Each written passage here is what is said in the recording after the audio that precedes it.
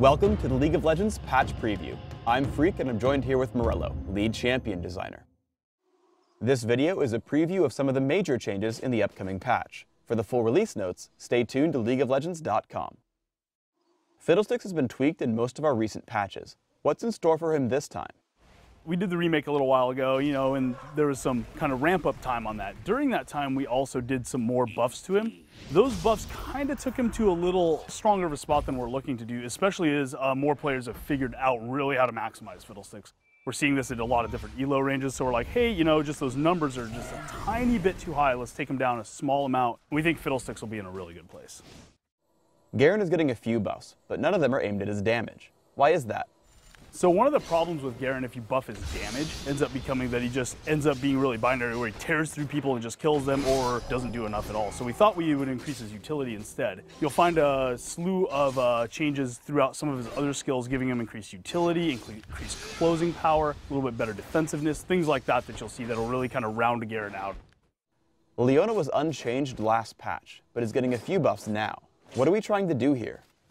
We wanted to do a little bit to Leona. We actually think she's pretty close right now. The big thing with her was cooldowns and mana costs. We wanted to really give her just a little hair on those, improve those just by a little bit. Leona's supposed to get in the middle of your team and just do stuff a lot, and this really helps her fulfill that role to where she can really be that tank that just sits in the middle of your team and is disruptive and kind of helps her own team out. So we think this will get her in a really good spot.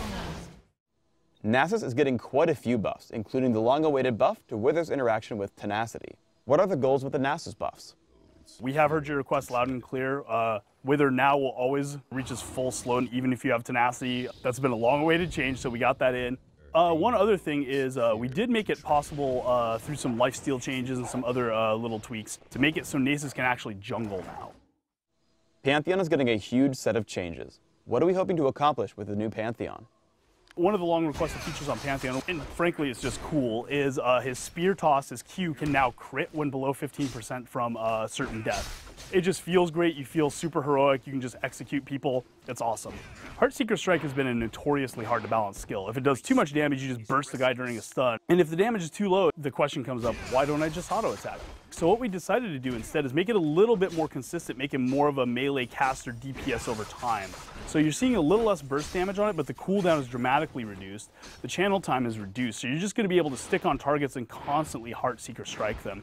The final change is we have reduced the channel time pretty significantly on his Grand Skyfall. Now that the range is limited, you will be able to get those ganks and drop in on opponents much easier than you were able to previously. We're making a couple of changes to how death streaks and assists work. Can you shed some light on these changes? If you got a bunch of assists and never got a kill, you would continue to accrue a death streak. A player like Soraka, who's doing really well, is feeding her team kills. She has no kills, but keeps getting killed in team fights. Maybe a good Soraka game is like 0, 8, and 25. That's a pretty good Soraka score. That Soraka is actually worth 15 gold, but she's really valuable to kill because she's actually a pretty strong team component for that team. What we did do is assists now, they don't reset your death streaks, but enough assists will start getting you back to the point like you're getting kills. So for example, the Soraka we just spoke about will be worth some gold as the time goes on. It won't be worthless as a killer. We think that's really important. We also made it so that if you suicided towers or died to minions, you're not resetting your kill streaks or you're not, incrementing death streaks and doing things like that. We found some abuse cases where you could suicide over and over. It's a cool trick people have figured out, but it's also pretty bad gameplay for everybody else. You should feel good when you kill a guy if he's been actually doing well. So we figured we'd close that loophole up in the process too. Thanks for tuning in to the League of Legends Patch Preview. Please subscribe to the Riot Games YouTube channel up top and leave us your comments on the new patch down below.